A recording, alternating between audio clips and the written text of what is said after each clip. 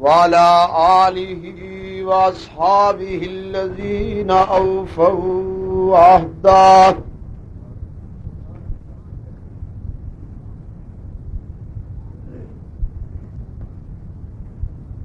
الذين هم مفاتيح الرحمة ومصابيح الغرر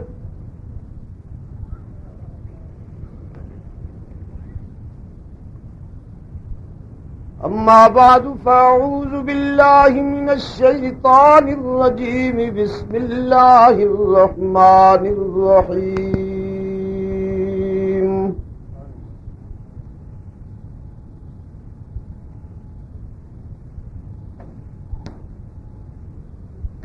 وَإِذْ أَخَذَ اللَّهُ مِيثَاقَ النَّبِيِّينَ لَمَا آتَيْتُكُم مِّن كِتَابٍ وَحِكْمَةٍ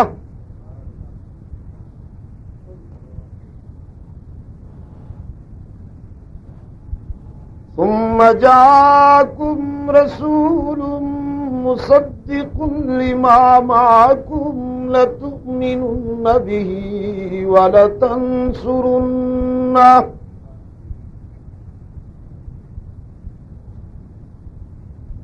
قَالَ أَقْرَرْتُمْ وَأَخَذْتُمْ عَلَى ذَلِكُمْ إِصْرِي قالوا أقررنا قال فاشهدوا وأنا معكم من الشاهدين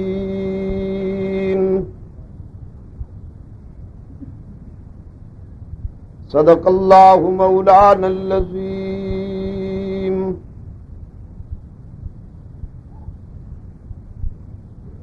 صدر مرکزیہ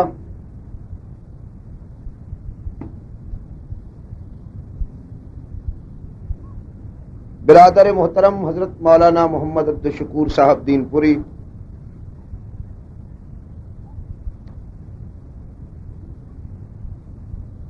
و صدر جلسہ امیر مجلس تحفظ حقوق اہل سنت و جماعت کراچی حضرت مولانا محمد اسفندیار خان صاحب، حضرت مولانا لطف اللہ اور علامہ عباسی صاحب و دیگر اساتین و اکابرین امت،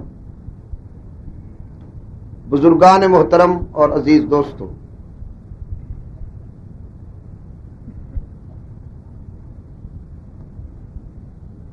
ایک پیچیدہ اور تھکا دینے والا طویل سفر کر کے آج ہی کراچی میں پہنچے، جماعتی امور میں دن بھر مصروفیت رہی،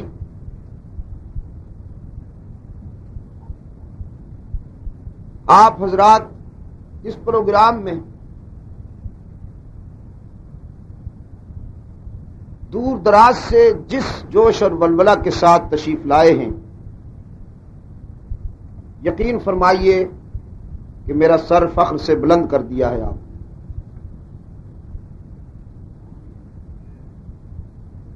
میں چہرے پہچان رہا ہوں، بعض حضرات ایسے بھی ہیں کہ جن میں سمجھتا ہوں یہاں تک آنے جانے میں کم از کم انہیں 50 میل کا سفر کرنا پڑا ہوگا۔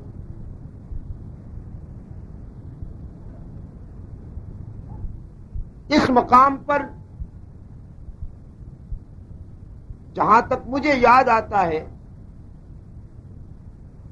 یہ پہلی حاضری ہے اس اسٹیج پر۔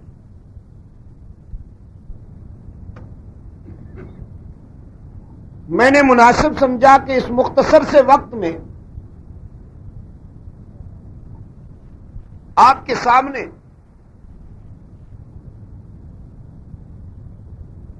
انسانی ارواح سے حق تعالی کے پہلے خطاب پر بات کر دوں،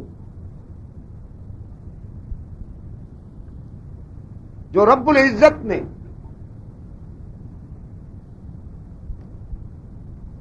اس جہان آب و گل کی تخلیق سے پہلے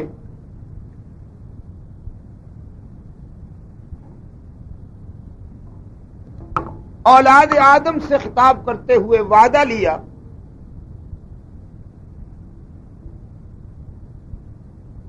قرآن پاک اس ضمن میں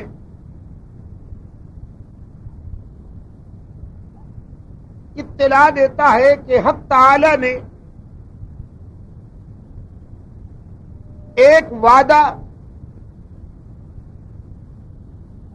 اپنی ربوبیت کے سلسلہ میں لیا اور دوسرا وعدہ امام الانبیاء والمرسلین سرکار دو عالم صلی اللہ علیہ وسلم کی رسالت کے سلسلہ میں لیا۔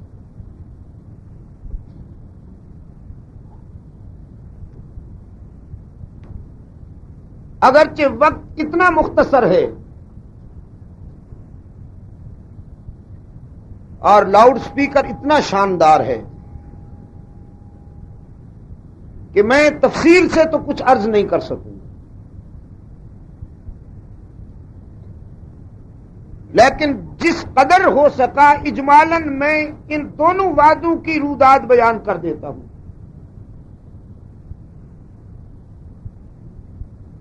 اقرار ربوبیت اور اقرار رسالت۔ پہلا وعدہ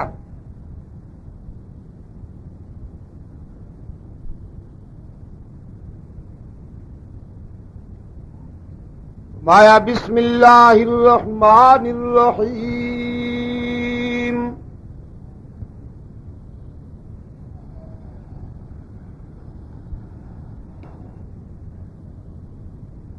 وَإِذْ أَخَذَ رَبُّكَ مِنْ بَنِي آدَمَ مِنْ ظُهُورِهِمْ وَذُرِّيَّاتِهِمْ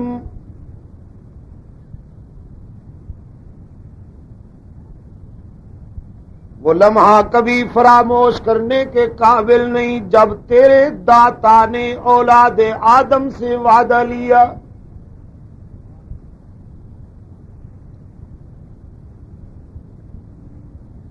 قرائے ارض پر آنے والے تمام انسانوں کی روحیں حق تعالی نے قدرت کاملہ سے جمع فرمائی۔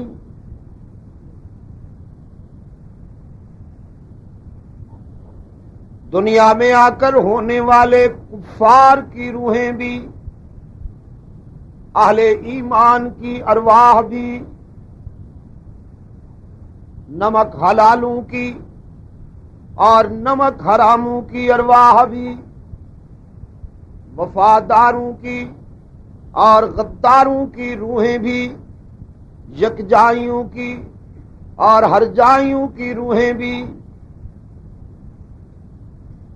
عربی آجمی، اپنے پرائے، شرقی غربی، کالے گورے، بلا امتیاز رنگ و نسل، بلا امتیاز قوم و وطن، بلا امتیاز فکر و نظر، قیامت تک حضرت آدم علیہ السلام سے لے کر قیامت تک آنے والے تمام انسانوں کی روحیں جمع ہوئی تو وہ جلسہ کتنا بڑا ہوگا۔ اس عظیم اجتماع سے خطاب کرتے ہوئے پروردگار عالم نے فرمایا، او ابن آدم، میں تیرے سر پہ شرف انسانی کا تاج رکھ کے تمہیں دنیا میں بھیجنے والا ہوں اور تمہاری میزبانی کے لیے دسترخوان سجانے والا ہوں، ساری کائنات کو تمہارے لیے مسخر بنا دینے والا ہوں۔ أَلَمْ نَجْعَلِ الْأَرْضَ مِهَادًا وَالْجِبَالَ أَوْتَادًا، آسمان کو تمہارے لیے چھت بنا دیا جائے گا، زمین کو تمہارے لیے فرش، آسمان کی چھت پر تمہارے ذوق نظر کی تسکین کے لیے آسمان کے دامن میں ایسے چراغ جلا دیے جائیں گے، ایسے بلب روشن کر دیے جائیں گے جو قیامت تک فیوز نہیں ہوں گے۔ آسمان سے سورج ضیا باری کرے گا،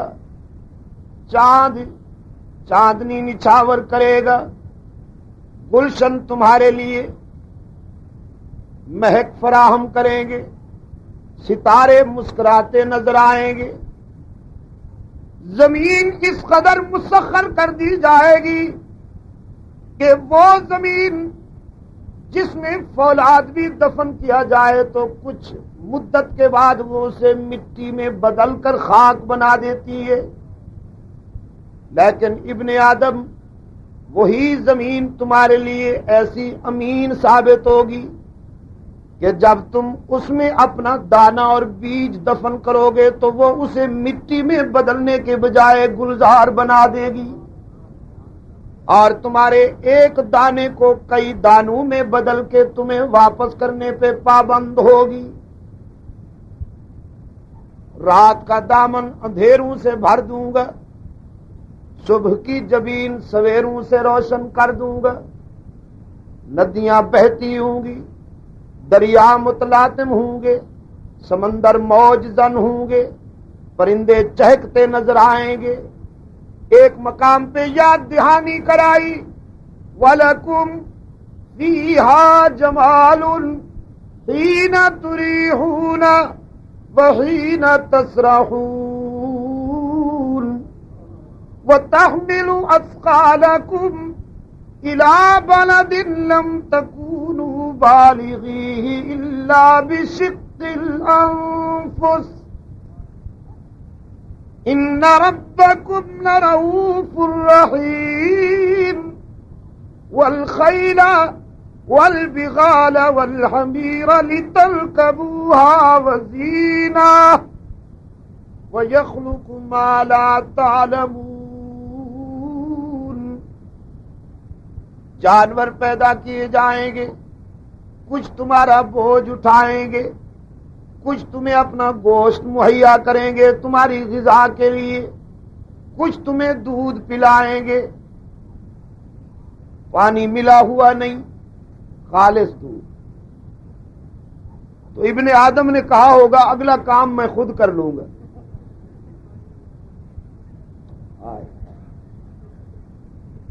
قرآن کا انداز کتنا لطیف ہے، فرمایا ان ربکم لرؤوف رحیم،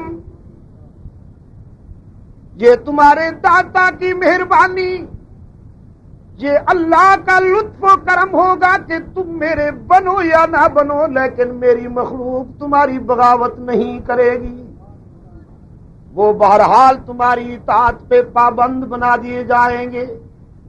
جانور تو بے زبان پیدا کروں گا تاکہ تمہارے ظلم و ستم کے خلاف دنیا کی کسی عدالت میں استغاثہ ہی دائر نہ کر سکیں۔ ایک اور مقام پہ ارشاد ہوا وَإِنَّ لَكُمْ فِي الْأَنْعَامِ لَعِبْرَةً نُسْقِيكُم مِّمَّا فِي بُطُونِهِ مِن بَيْنِ فَرْثٍ وَدَمٍ لَبَنًا خَالِصًا سائغا للشاربین۔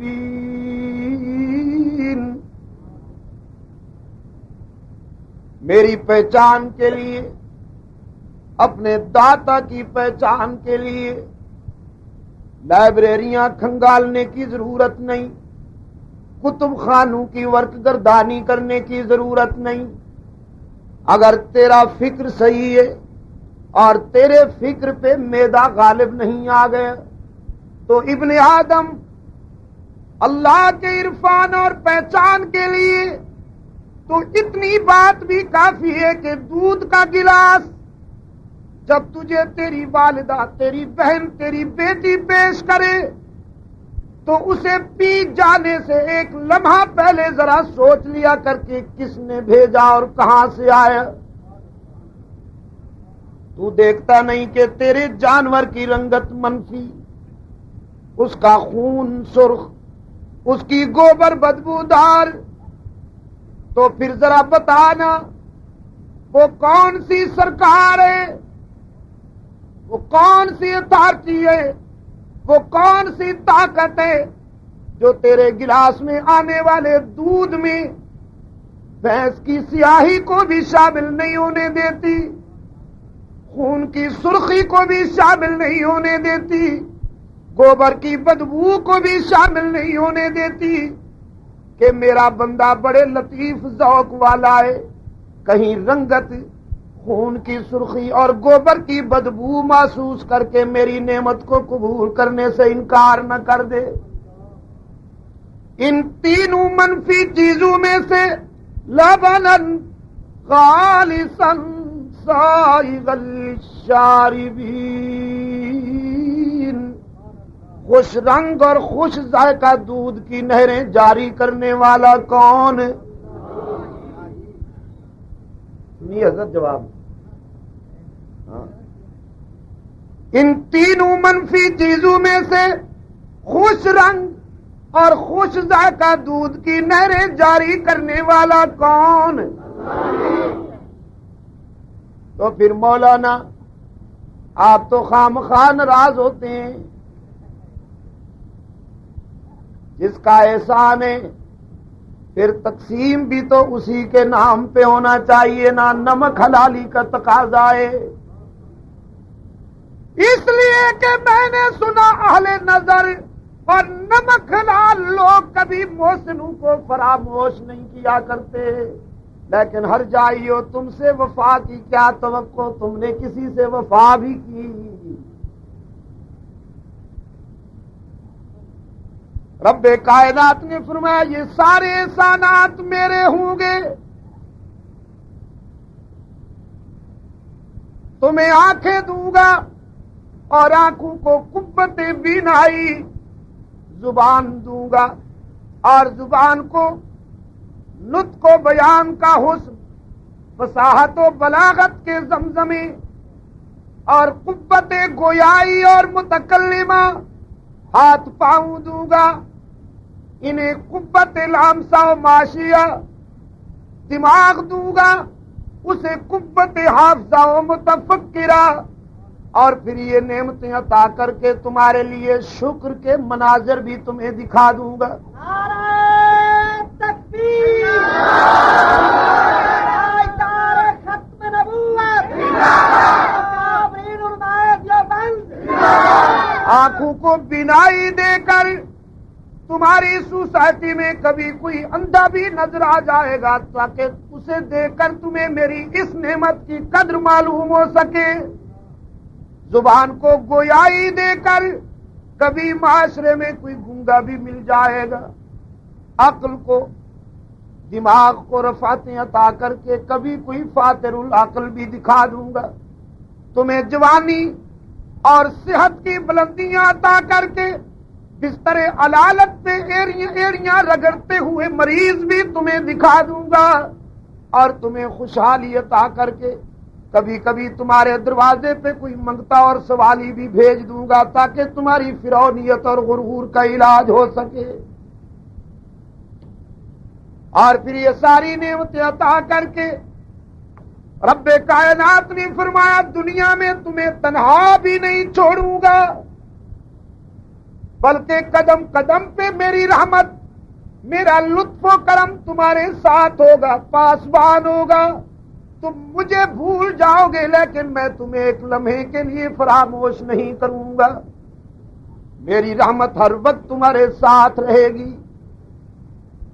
تم دوسروں کے ہاں جاؤ گے اور میں ہر وقت انتظار کروں گا کہ ان سب سے مایوس ہونے کے بعد کب میری بارگاہ میں دامن پھیلاتا ہے کہ میں بھر دوں، کب حرف مدعا زبان پہ لاتا ہے کہ میں مراد پوری کر دوں۔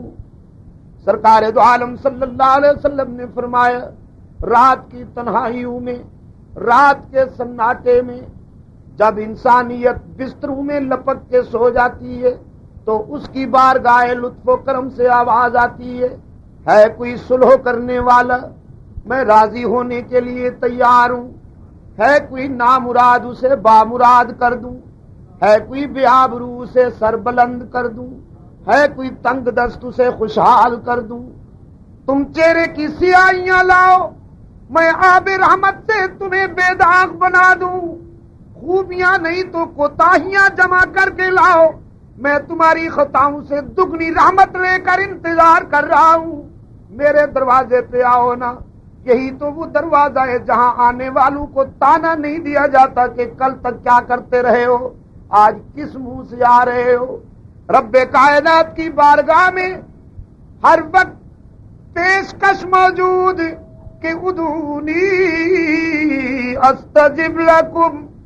اس وقت بھی, آج بھی, قیامت تک, اس وقت بھی انسان خدا سے ملنے کے لیے کبھی لات کا سہارا لے رہا ہے, کبھی منات کا, کبھی عزا کا, کبھی حبل کا.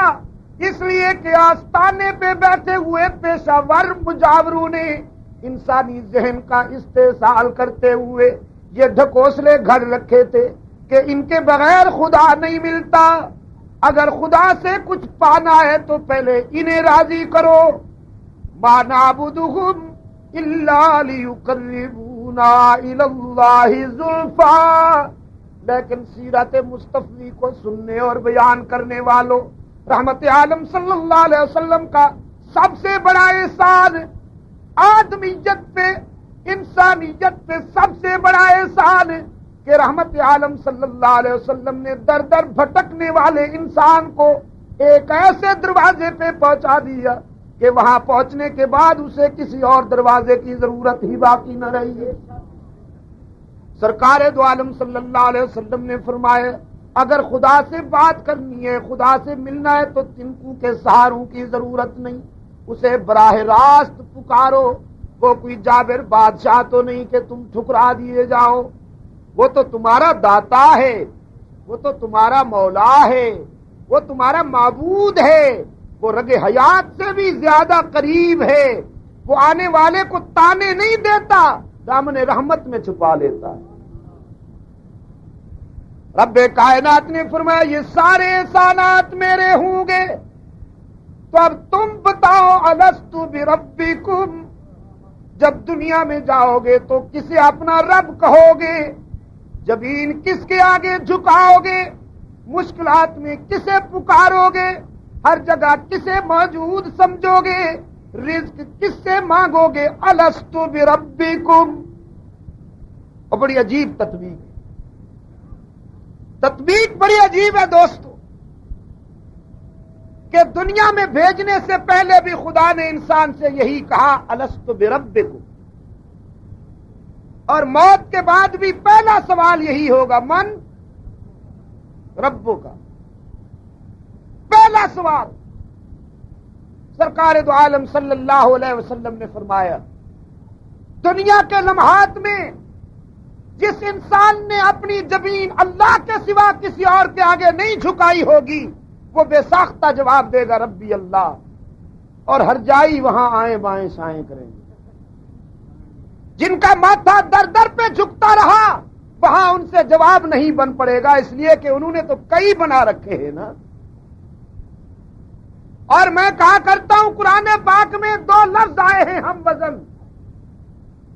ارباب علم و دانش دعوت فکر دیتا ہوں آپ کو.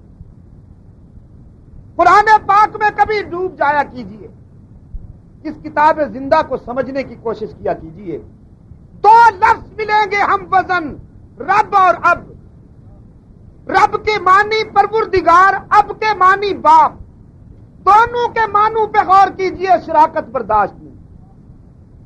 دونوں کے معنوی مفہوم میں پارٹنرشپ برداشت نہیں. اب میں فرش والے کو شریک برداشت نہیں, رب میں عرش والے کو شریک برداشت. ٹھیک کہا ہے کہ نہیں؟ فرنگی والوں ہے برداشت کسی کو, اب میں شریک برداشت ہے کسی کو؟ اور یقین نہ ہے تو کسی سے پوچھ لیجئے, نتائج کے ذمہ دار آپ خود ہوں گے. کسی استاد سے پوچھیے آپ کے شاگرد کتنے ہیں, جواب مہکتا ہوا آئے گا. کسی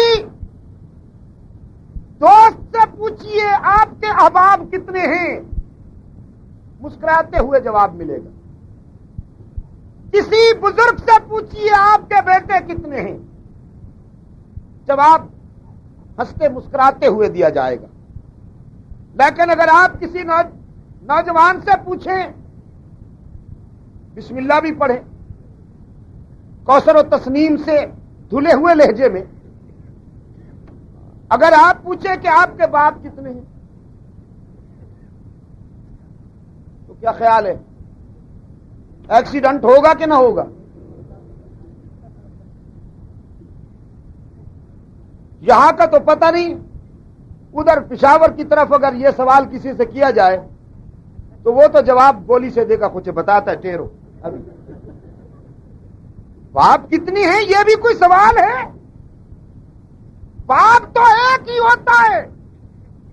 ہاں قرآن پاک سے پوچھئے انبیاء کتنے ہیں، رسول کتنے ہیں، صدیقین کتنے ہیں، شہداء کتنے ہیں، صالحین کتنے ہیں، متقین کتنے ہیں؟ قرآن ہنستے مسکراتے جواب دیتا چلا جائے۔ لیکن جب آپ اس کتاب زندہ سے پوچھیں کہ ہر جگہ موجود، سب کے حاجت روا، مشکلات میں کام آنے والا، جس کے آگے آنسو بہائے جائیں، جسے ہر جگہ موجود سمجھا جائے، جس کے آگے زمین جھکائی جائے، جس کے آگے تمنائیں پیش کی جائے، تنہائی میں دستگیری کرنے والا اور سب کا بیڑا پار کرنے والا سجدے کے لائق کتنا ہے؟ تو قرآن گرج کر جواب دے گا کہ دنیا میں تیرے باپ کے سوا اب بھی کوئی نہیں، اور اس اکیلے کے سوا رب بھی کوئی نہیں۔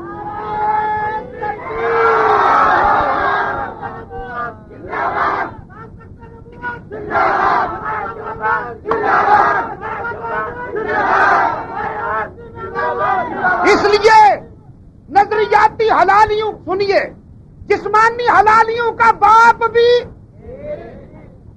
جسمانی حلالیوں کا باپ بھی ایک، اور نظریاتی حلالیوں کا رب بھی ایک، جسمانی حلالیوں کا باپ بھی ایک، اور عقیدے کے حلالیوں کی زبین کے لیے دروازہ بھی ایک، ان کا مشکل کشا بھی ایک، ان کا حاجت روا بھی ایک، ہر جگہ کام آنے والا بھی ایک۔ کچھ بات سمجھ میں آئی نا؟ بس اب تو اسی پہ لاؤڈ سپیکر اسی پہ گزارا کی آ رہا ہوں۔ رب کائنات نے فرمایا الست بربکم، یہاں بتا دو دنیا میں جاؤ گے تو رب کسے مانو گے؟ قالوا بلا، عرض کیا ہمارے داتا تیرے سوا کسی اور کو رب نہیں مانیں گے، تو ہی ہمارا رب، تو ہی ہمارا داتا۔ تو ہی کو ذرا اونچی آواز سے کہا کرو، یہ جب آپ اونچی آواز سے ہی کہتے ہیں نا تو بہت ساروں کی طبیعت ٹھیک ہونے لگ جاتی ہے۔ تو ہی ہمارا رب، تو ہی ہمارا داتا، تو ہی ہر جگہ موجود، تو ہی سب کا مشکل کشا۔ بلا، وعدہ کر لیا۔ اب رب کائنات نے فرمایا وَإِذْ أَخَذَ اللَّهُ مِيثَاقَ النَّبِيِّينَ، اب انبیاء علیہم السلام کی بے داغ روحیں اکٹھی ہوئی۔ رب کائنات نے فرمایا میرے پیغمبروں لما آتیتکم من کتاب وحکمہ، تمہارے سروں پہ نبوت و رسالت کا تاج رکھ کے تمہیں دنیا میں بھیجوں گا، تم جاؤ گے تو کیا کرو گے؟ انسانوں کو الست والا وعدہ یاد دلاؤ گے، عالم ارواح میں ہونے والا وہ وعدہ جو تمام انسانوں نے خدا سے کیا، اس وعدے کی یاد دہانی کراؤ گے۔ کراچی کے دوستو، کرنگی کے دوستو، تعویذ گنڈے بیچے ہوں، لوگوں سے نذرانے وصول کیے ہوں کہ ککڑ لے آؤ تے پتر لے جاؤ۔ ایک پیغمبر نے بھی تعویذ گنڈا فروشی نہیں کی، ایک پیغمبر نے بھی۔ نادان اور ان پڑھ لوگوں کی جیبوں پہ ڈاکہ، ہاں کہ وہ بدبختہ خالی ہاتھ آسیں خالی ہاتھ ویسے، کچھ لے کے آسیں تے کچھ لے کے جاسیں۔ ایک کھڑے ہوئے نے خیر نال جار لوگ ڈھکوسلے کھڑے ہوئے ہیں کہ کچھ لے کے آئے گا تو کچھ لے کے جائے گا، خالی ہاتھ آئے گا خالی ہاتھ جائے گا۔ پتہ نہیں یہ آیت کب اتری۔ ایک پیغمبر نے بھی یہ اختیار نہیں کیا انداز، کسی بزرگ کی قبر پہ نبیوں نے چادریں نہیں چڑھائیں۔ میں دعوت فکر دیا کرتا ہوں اپنے کرم فرماؤں کو کہ اگر اکابر اور اسلاف کی قبروں پہ چادر چڑھانا ہی دین ہوتا، تمہارا گزارا تو اس کے بغیر نہیں ہوتا، محکمہ اوقاف والوں سے معذرت کے ساتھ، لیکن اگر یہی دین ہوتا تو سب سے بڑی اور چمکتی جگمگاتی ہوئی چادر اطلس و کمخاب کی سرکار دو عالم چڑھاتے اپنے دادا ابراہیم کی قبر پر، اور پھر سب سے جگمگاتی ہوئی چادر صدیق اکبر چڑھاتے رحمت للعالمین صلی اللہ علیہ وسلم۔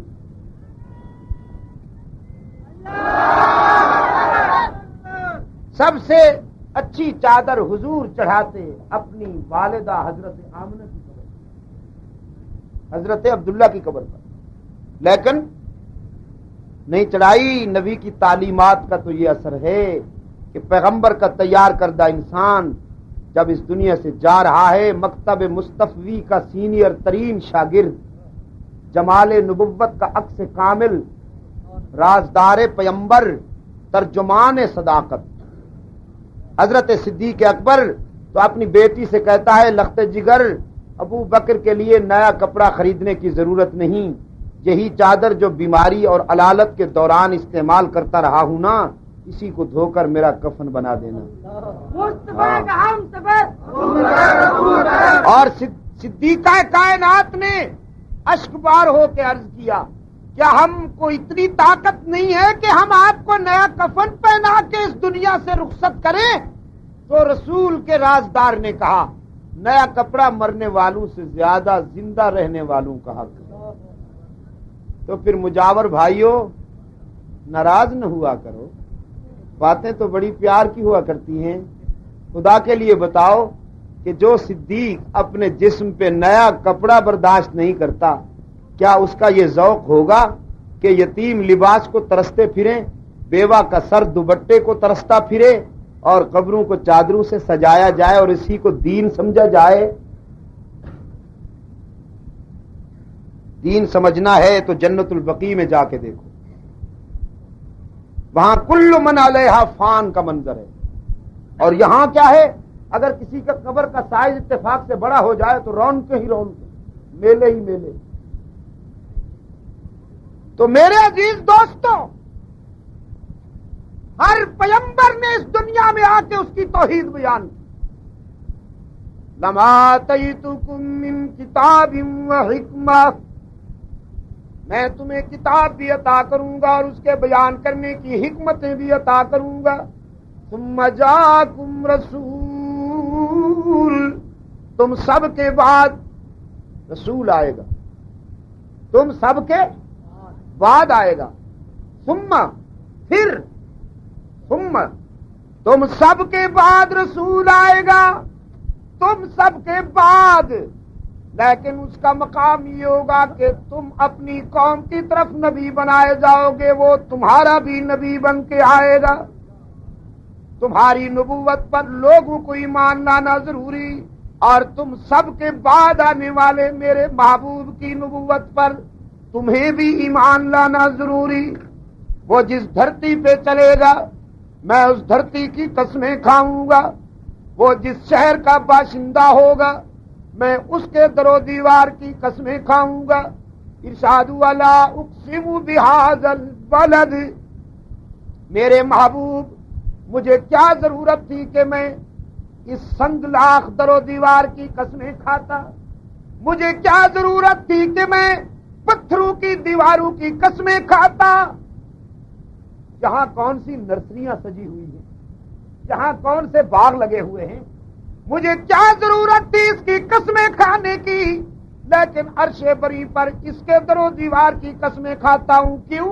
اس لیے کہ انت حل بہذا البلد، تو جو اس شہر کے گلی کوچوں میں چلتا پھرتا نظر آتا ہے، تو وہ شہر بھی اتنا بلند ہو گیا کہ میں اس کی قسمیں کھاتا ہوں۔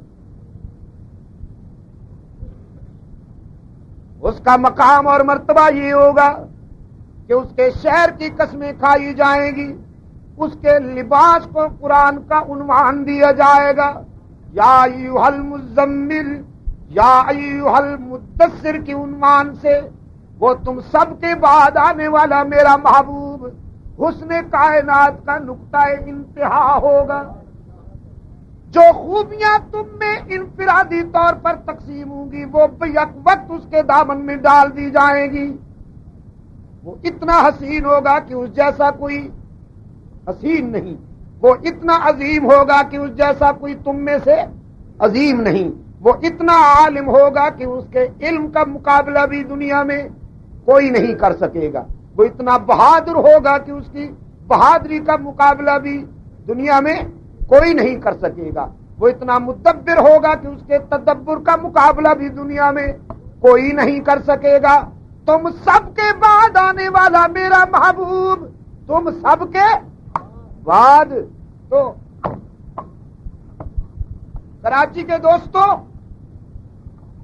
رسول اکرم صلی اللہ علیہ وسلم کی نامزدگی تو سب سے پہلے ہوئی، لیکن نبوت کا چارج سب کے بعد سنبھالا۔ شان میں کمی آئی؟ شان میں کمی نہیں آئی نا، چارج سب کے بعد سنبھالا، شان کم نہیں ہوا۔ تو اس معیار کی روشنی میں بعد میں آنا شان میں کمی کا موجب نہیں ہوا کرتا۔ تو یہی راز کی بات ملنگ کے کان میں بھی کہہ دیجیے، وہ جو میگزین لیے ہوئے تمہارے دروازوں پہ پہنچ جاتا ہے، علی کا پہلا نمبر، اسے بھی سمجھائیے۔ پوچھا جائے پہلا نمبر تو صدیق کا ہے، وہ کہتا ہے نہیں جی، علی جیسی شخصیت کو آخری خلیفہ مانا جائے، یہ کوئی انصاف ہے؟ تو اس اجڑی ہوئی سرکار سے پوچھو، محمد عربی جیسی ہستی کو آخری نبی مانا جائے، یہ کوئی انصاف ہے؟ اگر علی سے پہلے کوئی خلافت برداشت نہیں تو محمد عربی سے پہلے کوئی نبوت کیسے برداشت ہوگی؟ یہ تیر بڑا دور جا لگتا ہے بابو۔ علی سے پہلے خلافت تسلیم کرو تاکہ محمد سے پہلے کی نبوتیں بچ سکیں۔ علی آخر میں آئے مصدق الخلفاء بن کر، یتیم مکہ آخر میں آیا مصدق الانبیاء بن کر۔ نعرہ تکبیر، دار ختم نبوت، خلافت راستہ، مجلس تحفظ یعقوب کی آل سنت۔ جناب صدیق اکبر، جناب فاروق اعظم، جناب عثمان غنی رضی اللہ تعالی عنہم، یہ تو وہ خوش نصیب ہیں، ان سے تو کسی نے پوچھنا ہی نہیں۔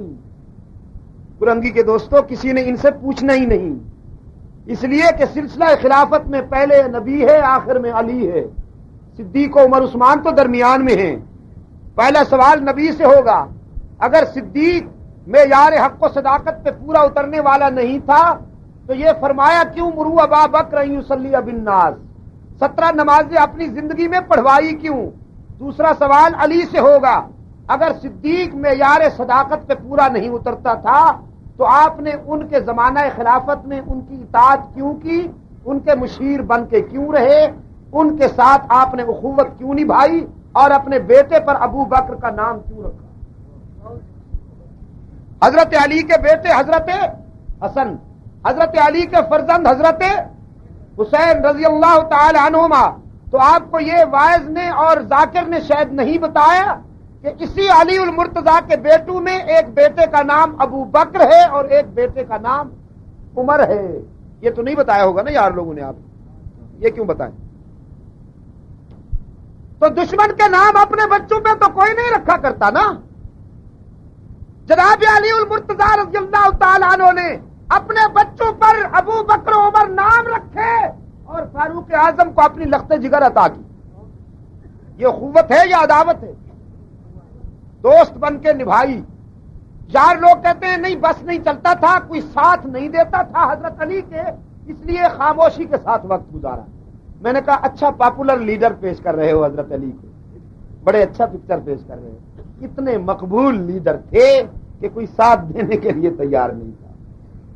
حضرت صدیق اکبر مسند خلافت پہ آئے, حضرت فاروق اعظم مسند خلافت پہ آئے, حضرت عثمان غنی مسند خلافت پہ آئے. یہ زمانہ 2-4 روز یا 2-3 ہفتے کا نہیں, 24-25 سال کا عرصہ ہے. آپ مجھے بتائیے کہ 25 سال تک حضرت علی جیسا بہادر, میں اسے شیر نہیں کہتا, میں تو محمد کا مجاہد کہتا ہوں. شیر کیوں کہوں؟ شیر میں کوئی خوبی ہو تو علی کو شیر بناؤں. شیر درندہ ہے, شیر چیرتا ہے, پھاڑتا ہے. شیر کمزور پہ بہادر ہے, طاقتور آ جائے تو اس جیسا بھاگنے والا کوئی نہیں. حضرت علی کو شیر کہنا توہین ہے ان کی. اور یہ پہلا نام ہے اسد ان کا. یہ بعد میں حضرت علی رضی اللہ تعالیٰ عنہ, ان کی شان کے لیے امتیازی خطاب یہ ہے کہ وہ رحمت للعالمین کا جلیل القدر مجاہد, وہ اسلام کا مایہ ناز فرزند ہے. اس کی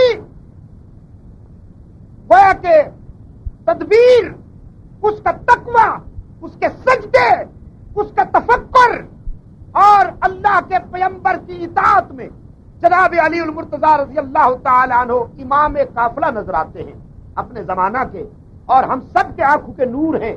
جناب علی المرتضیٰ رضی اللہ تعالیٰ عنہ خدا کے سوا کسی سے نہیں ڈرا کرتے. انہوں نے ڈر ڈر کے وقت نہیں گزارا, اخوت نبھائی, محبت کا حق ادا کیا.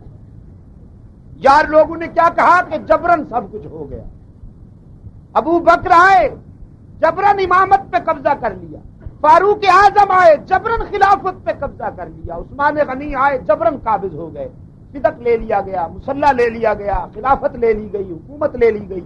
اور یار لوگ تو یہاں تک کہہ گئے کہ روضہ رسول میں بھی جبرن سو گئے. حضرت علی رضی اللہ تعالیٰ عنہ کا بس نہیں چلتا تھا, یعنی موت کے بعد بھی شیخین نے اپنی منوائی. تو میں نے کہا بس پھر وہ عادی ہو گئے ہیں, انشاءاللہ جنت پہ بھی قبضہ انہی کا ہوگا, جبرن ہی صحیح. تو قرآن پاک نے جو معیار پیش کیا وہ یہ ہے کہ انبیاء کے بعد سرکار دو عالم سب کے بعد آئے تو شان کم نہیں ہوئی. خلافت کی مسند پہ بھی حضرت علی المرتضیٰ ان تینوں ادوار کے بعد آئے, شان کم نہیں ہوئی. ویسے انبیاء کے بعد فضیلت کے اعتبار سے سب سے سینئر انسان صدیق اکبر ہے. امتیازی مقام انبیاء کے بعد پوری انسانیت میں جناب صدیق اکبر کا ہے رضی اللہ تعالی عنہ. رب کائنات نے فرمایا مصدق لما معکم لتؤمنن به ولتنصرنہ. تم سب کے بعد آنے والے پیغمبر کی خصوصیات یہ ہیں کہ اس کی رسالت پر تم نے ایمان کا اعلان کرنا ہے, تعاون کا اظہار کرنا ہے. رب کائنات نے پوچھا انبیاء کی ارواح سے اقررتم واخذتم علی ذالکم اصری, یہ وعدہ کرتے ہو یا نہیں؟ تمام انبیاء نے بے یک زبان جواب دیا اقررنا, اللہ میاں ہم وعدہ کرتے ہیں اس بات کا کہ آخری رسول کی نبوت پر ایمان بھی لائیں گے, تعاون بھی کریں گے. فاشہدوا, رب کائنات نے فرمایا اس وعدے پر تم گواہ بن جاؤ. وَأَنَا مَعَكُم مِّنَ الشَّاهِدِينَ, میں بھی اس اقرار میں تمہارے ساتھ گواہ بن گیا ہوں. یہ وعدہ بھی مکمل ہوا. جناب ابراہیم علیہ الصلوۃ والسلام نے تعمیر بیت اللہ کرتے ہوئے ہاتھ اٹھا لیے.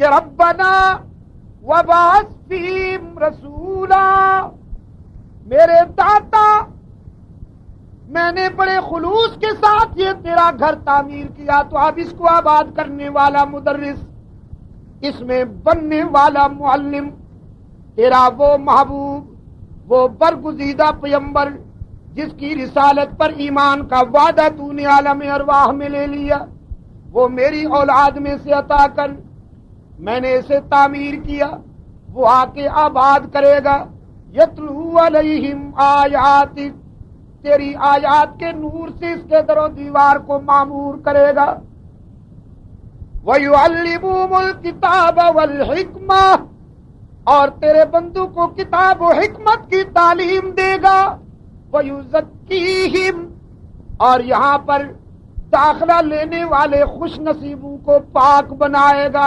وَيُزَكِّيهِمْ، مکتب مصطفی میں جو بھی داخلہ لیں گے وہ پاک بنائے جائیں گے، انک انت السمیع العلیم، تیری بارگاہ میں التجا لایا ہوں، میری تمنا اور آرزو تیری بارگاہ میں پیش ہے، اس لیے کہ تیرے سوا کوئی سننے والا نہیں، جاننے والا نہیں، بس تو ہی تو ہے سننے والا، جاننے والا۔ رب کائنات نے فرمایا ہم نے اپنے خلیل کی دعا کو شرط قبولیت سے نوازا۔ سرکار دو عالم صلی اللہ علیہ وسلم نوید مسیحا بن کر، مراد خلیل بن کر دنیا میں تشریف لائے، اور اسی گھر کو آ کے آباد کیا محمد عربی صلی اللہ علیہ وسلم۔ حق تعالی نے ایک درخت لگایا، اس کی آبیاری کے لیے خود ذمہ داری لی، اس درخت کی بہاروں کے لیے خلیل اللہ نے دعائیں مانگی، وہ درخت بار آور ہوا۔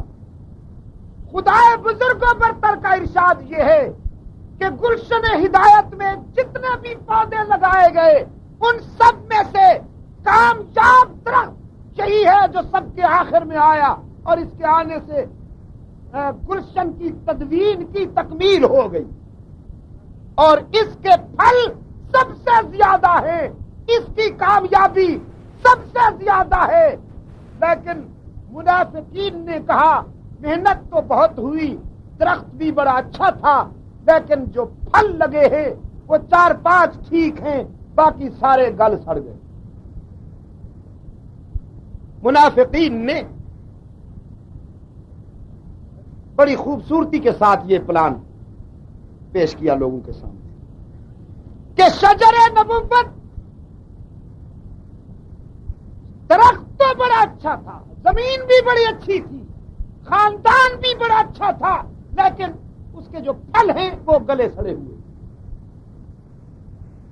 رب کائنات نے اس درخت کی کامیابی کا اعلان کرتے ہوئے فرمائے محمد الرسول اللہ والذین معہ اشداء علی الکفار رحماء بینہم تراہم رکعا سجدا یبتغون فضلا من اللہ ورضوانا سیماہم فی وجوہہم من اثر السجود۔ محمد الرسول اللہ صلی اللہ علیہ وسلم معلم اور استاد، والذین معہ، یہ اس کے شاگردوں کا گویا حلقہ، جن کی خوبیاں یہ ہیں کوئی وفاؤں کا بادشاہ، کوئی کفر پہ سختی میں نامور، کوئی آپس میں محبت و مروت میں نیک نام، کسی کی جبین اللہ کی بارگاہ سے سجدوں سے چمکتی دمکتی نظر آئی۔ رب کائنات نے فرمایا یہ مدرسہ، یہ استاد، یہ شاگرد، یہ تعلیم، یہ تو ایسی خوش نصیب جماعت ہے کہ ان کا دارالعلوم ہدی للعالمین، یہ وہ خوش نصیب جماعت ہے جن کا استاذ رحمت للعالمین، یہ وہ خوش نصیب جماعت ہے جن کا نصاب تعلیم ذکر للعالمین، یہ وہ خوش نصیب جماعت ہے جن کا ممتحن رب العالمین۔ رب کائنات نے فرمایا اولئک الذین امتحن اللہ، وہ شاگرد جو سرکار دو عالم صلی اللہ علیہ وسلم کے قدموں میں آئے، محمد عربی کے مکتب میں آئے،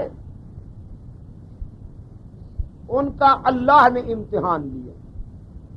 میں کرنگی کے دوستوں کہا کرتا ہوں لینا بھی اسی کو چاہیے تھا، اس لیے کہ امتحان لینے والا پڑھانے والے سے سینئر ہو تو جب جا کے امتحان کے تقاضے پورے ہوتے ہیں۔ تو جن خوش نصیبوں کا معلم سرکار دو عالم ہو، ان کا ممتحن خدا نہ بنے تو کون ہو؟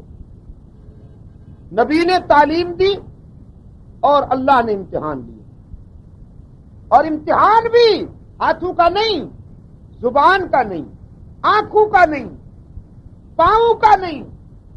رب کائنات نے فرمایا قلوبہم، یاران مصطفیٰ کے دلوں کی دھڑکنوں کا امتحان لیا گیا، دل کی دھڑکنوں کا امتحان لیا گیا، قالینوں پر بٹھا کے نہیں، کرسیاں بچھا کے نہیں، للتقوی، ان کے دل کی گہرائیوں کو ٹٹولا گیا کہ دل کی دنیا میں ان کے کون بستا ہے۔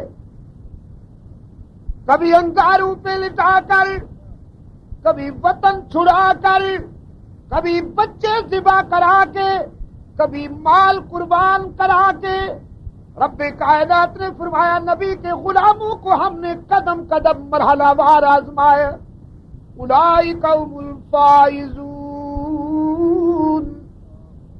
نتیجے کا اعلان کرتے ہوئے، حالانکہ باقی سب کے نتائج کا اعلان آخرت میں ہوگا۔ حاجی نے حج کیا، کامیابی ہوئی کہ نہیں؟ جہاں تو پھولوں کے ہار گلے میں پڑ گئے، جہاں تو مرتے دم تک لوگوں نے حاجی صاحب پکارا، لیکن پتہ نہیں اس نے یہ سفر کس نیت سے کیا تھا۔ اللہ کی ہاں اس کا یہ سفر کامیاب ہوا ہے کہ یہ نہیں، حشر میں پتہ چلے گا۔ مجاہد نے جہاد کیا، کامیابی ہوئی کہ نہیں، حشر میں پتہ چلے گا۔ عالم نے علم پڑھا، کامیابی ہوئی کہ نہیں، حشر میں پتہ چلے گا۔ مخیر نے خیرات دی، کامیابی ہوئی کہ نہیں، حشر میں پتہ چلے گا۔ باقی سب کے نتائج حشر میں ظاہر ہوں گے، لیکن رسول اکرم صلی اللہ علیہ وسلم کے صحابہ کے امتحان کا نتیجہ خدا نے دنیا میں ظاہر کر دیا، اور کامیابی کی سندیں اپنے محبوب کے ہاتھوں سے ان میں تقسیم کر دی۔ کبھی فرمایا اولئک هم الفائزون، کبھی فرمایا اولئک هم الراشدون، کبھی فرمایا اولئک هم المؤمنون حقا، کبھی فرمایا اولئک هم المفلحون، کبھی فرمایا اولئک حزب اللہ۔ یہ جو نبی نے جماعت تیار کی، فرش پر نبی کا لشکر ہے، عرش پر حق تعالی نے فرمایا جسے میں اپنا لشکر سمجھتا ہوں۔ یہ بدر کے مجاہد، یہ احد کے جیالے، جنہوں نے خون جگر سے پیغمبر کے موقف کو رنگینی بخشی، جنہیں احد میں تڑپایا گیا، جنہیں بدر میں تڑپایا گیا، جن کی لاشیں صحرائے عرب میں بکھری ہوئی پڑی، جن کے جسم کے ٹکڑے کیے گئے، جن کے بچوں کو سنگینوں پر اٹھایا گیا، جن کے خون کی ندیاں بہہ گئیں، لیکن انہوں نے محمدی موقف کو عرب سے عجم تک سربلند کر دیا۔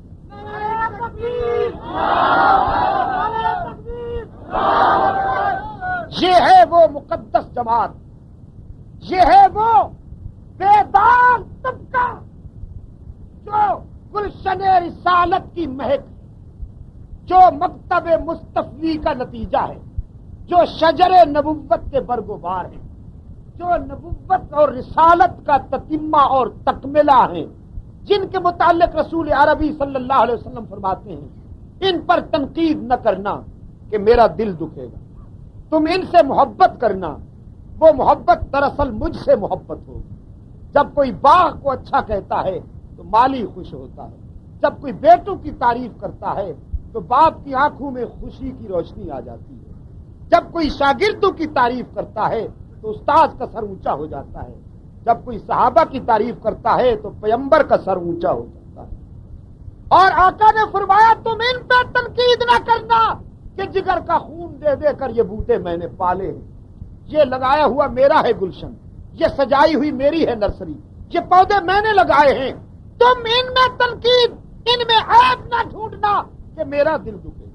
اور خدا کا اعلان یہ ہے کہ صحابہ میرا لشکر ہے، خدا کی فوج ہے، فوج پہ تنقید کوئی برداشت نہیں کرتا۔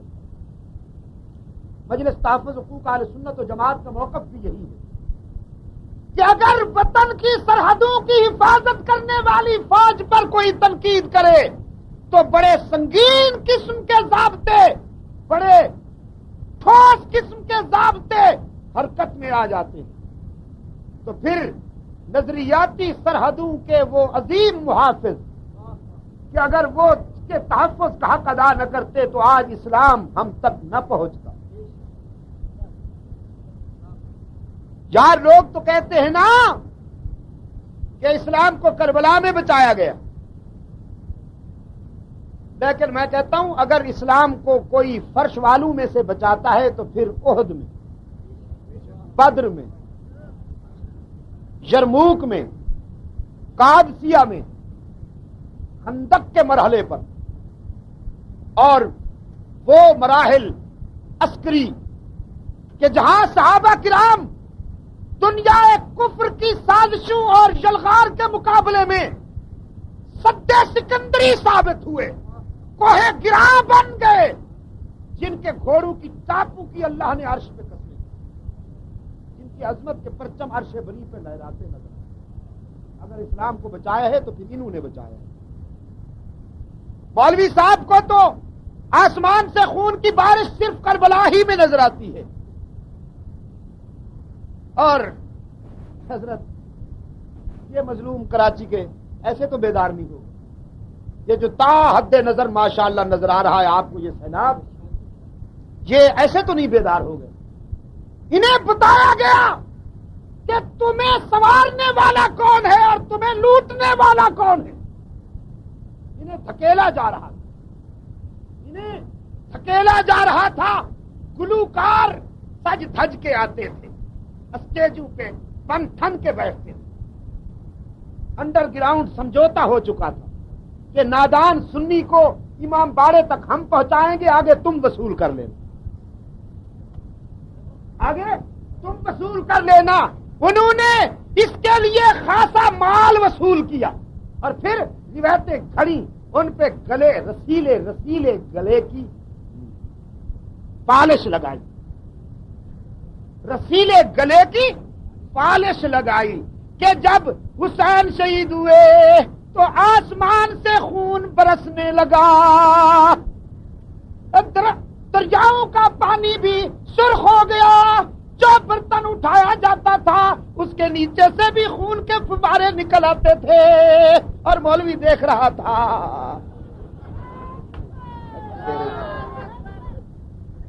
یہ تباہ کیا گیا، اس قوم کو تباہ کیا گیا۔ نادان سنی کو ادھر دھکیلنے کے لیے، کیونکہ طریقہ واردات دونوں کا ایک ہے، طریقہ واردات۔ انہوں نے حسین کے نام پہ ماڈل بنائے، اب انہوں نے نبی کے نام پہ ماڈل بنائے، انہوں نے بھی روزے بنائے، انہوں نے بھی روزے بنائے۔ اب سنا ہے بیت اللہ کے لیے مکہ کے سفر کرنے کی ضرورت نہیں، لالو کھیت میں بیت اللہ آ رہا ہے کیا؟ اور یہ آپ کیا سمجھتے ہیں نئی بات ہے؟ اس دن ملتان کی سیرت کانفرنس میں یقین کیجیے اللہ کی طرف سے ایک بات میرے ذہن میں، حضرت ابراہیم علیہ السلام مبلغ حق و صداقت، مبلغ حق و صداقت جب اپنی قوم کے سامنے آتے ہیں تو پتہ کیا کہا؟ وَإِذْ قَالَ إِبْرَاهِيمُ لِأَبِيهِ وَقَوْمِهِ مَا هَٰذِهِ التَّمَاثِيلُ تماثیل، یہ ماڈل کیا بنائے پھرتے ہو؟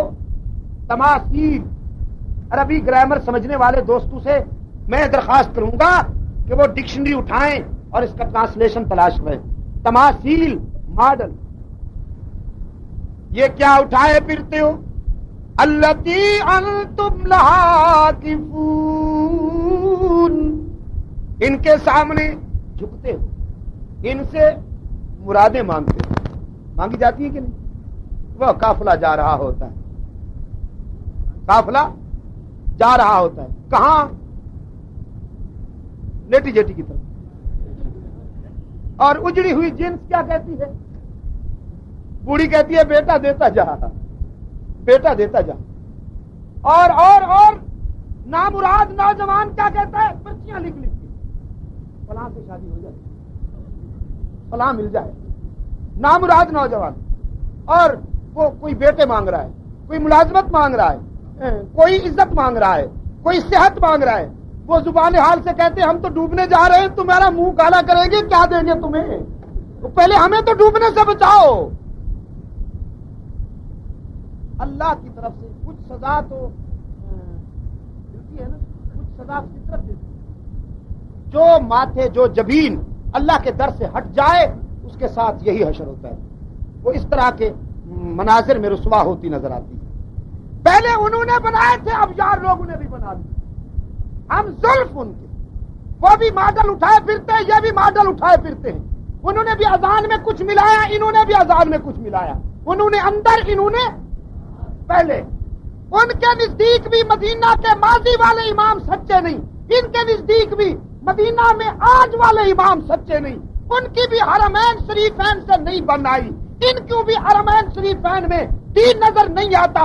وہ امام باڑے کی طرف کھینچتے، یہ قبرستان کی طرف.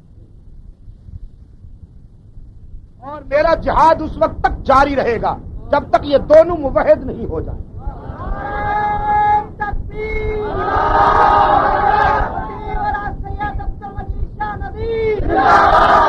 میرا جہاد جاری رہے گا چاہے میں جتنا تھکا ہوا ہوں، چاہے لاؤڈ سپیکر میرا ساتھ نہ دے، چاہے سننے والا کوئی ایک ہو یا ایک لاکھ، چاہے مجھ پہ پابندیاں لگاؤ.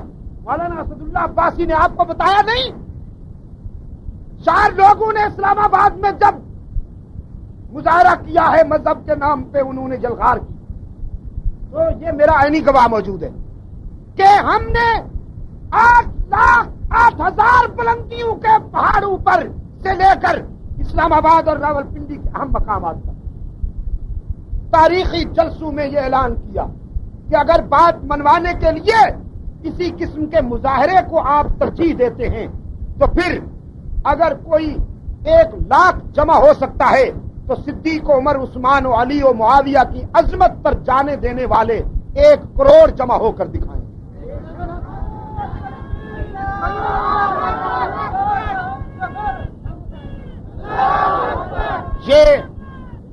یہ کسی کو اگر یہ غلط فہمی ہے کہ صدیق و عمر عثمان کے وارث مر چکے ہیں تو یہ غلط فہمی ہے اس کی، یہ غلط فہمی ہے اس کی. ہماری کمزوری یہ ہے کہ ہمیں ملک و ملت بہت عزیز ہے، اپنی جان سے بھی اس ملک کی سلامتی بہت عزیز ہے. لیکن ہم یہ واضح کر دینا چاہتے ہیں کہ پاکستان کو اسلام کا قلعہ بنایا جائے گا.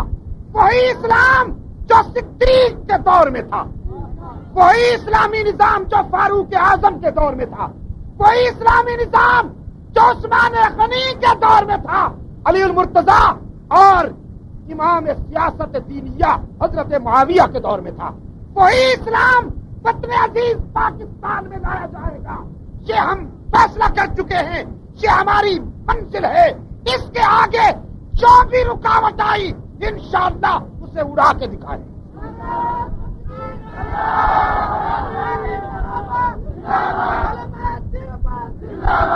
اس کے لیے مجلس تحفظ حقوق اہل سنت و جماعت اپنا فرض ادا کرنے کا فیصلہ کر چکی ہے. ہمارا موقف تخریبی نہیں تعمیری ہے. ہمارا موقف تخریبی نہیں تعمیری ہے. تخریب اور تعمیر دو لفظ ہیں. میں بتاؤں تخریب کیا ہے. تخریب وہ کرتے ہیں جو ملت کی توجہ مرکز سے ہٹا کر عجم کی طرف لے جا رہے ہیں، جو حرمین شریفین کو گمراہی کا اڈا سمجھتے ہیں وہ تخریب کر رہے ہیں، جن کے نزدیک یہ قرآن مکمل نہیں ہے وہ تخریب کر رہے ہیں، جن کے نزدیک ام المومنین حضرت عائشہ ایک مقدس خاتون نہیں بلکہ ایک بازاری عورت ہے وہ تخریب کر رہے ہیں، جن کے نزدیک نماز اس وقت نہیں ہوتی جب تک کہ صحابہ پہ لعنت نہ بھیجی جائے وہ تخریب کر رہے ہیں، اور ان کو بھائی بھائی کہنے والے، ان کو بھائی بھائی کہنے والے سن لیں انشاءاللہ پاکستان میں جو دشمنان صحابہ کو اپنا بھائی سمجھتا ہے اس کا انجام بھی وہی ہوگا جو صحابہ کے دشمنوں کا ہوگا۔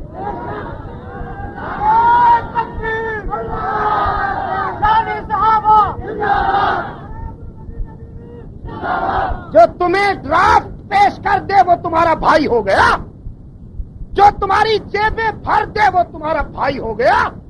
نمک حلالو، سی آئی ڈی کے دوستوں نمک حلالو کہہ رہا ہوں، نمک حرامو نہ لکھ دینا، نمک حلالو، شریف ہو۔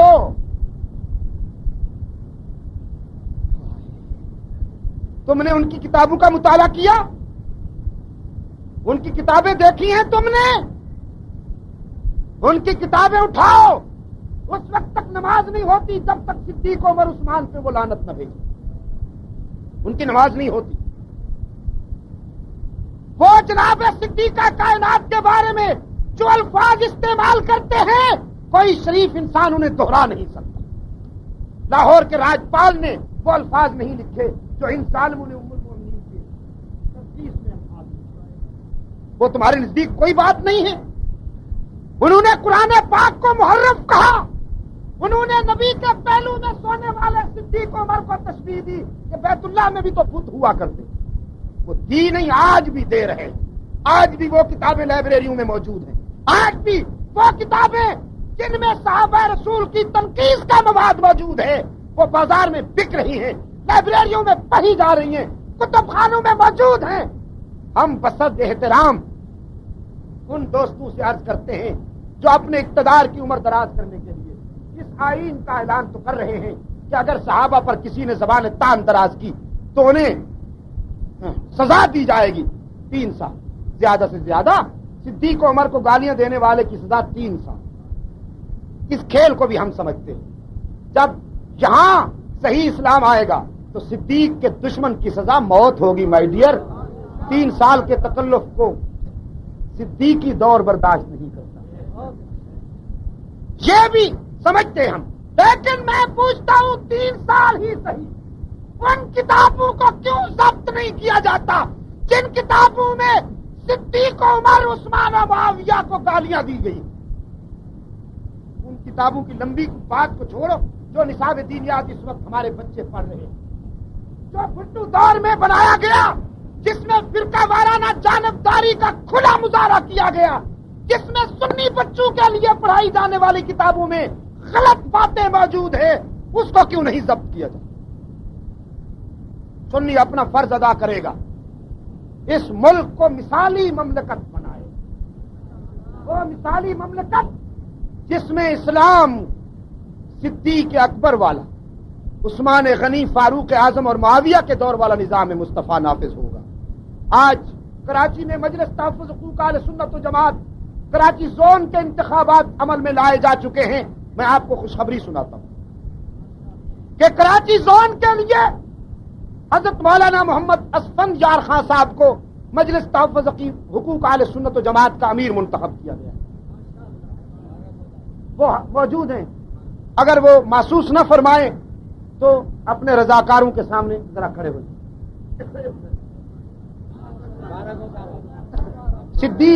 صدیق اکبر فاروق اعظم کا رضاکار، اور نائب صدر حضرت مولانا لطف اللہ خان صاحب،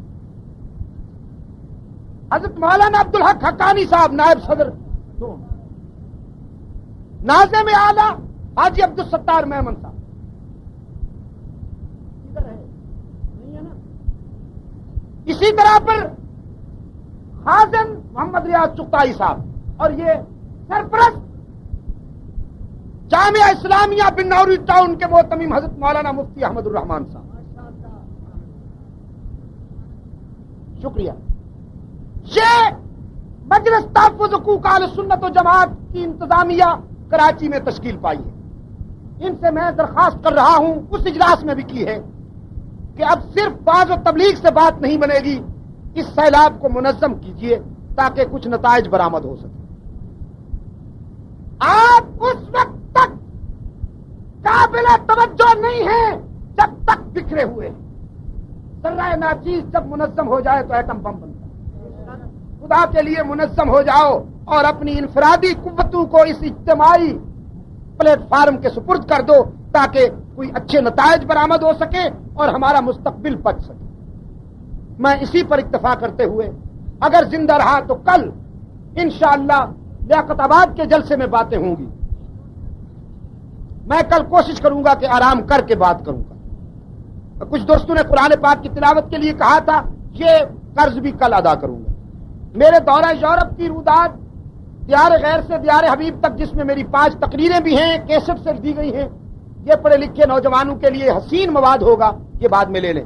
اب آپ کے سامنے آ رہے ہیں مجلس تحفظ حقوق اہل سنت و جماعت پاکستان کے امیر مرکزیہ برادر محترم حضرت مولانا محمد عبد الشکور صاحب دین پوری مدظلہ، وہ آپ کے پرانے محبوب رہنما ہیں اور جمالی انداز میں آپ کو وہ رسول اکرم کی سیرت کے گلشن سے مختلف پھول چن چن کر پیش کریں گے۔ مورخہ 8 ربیع الثانی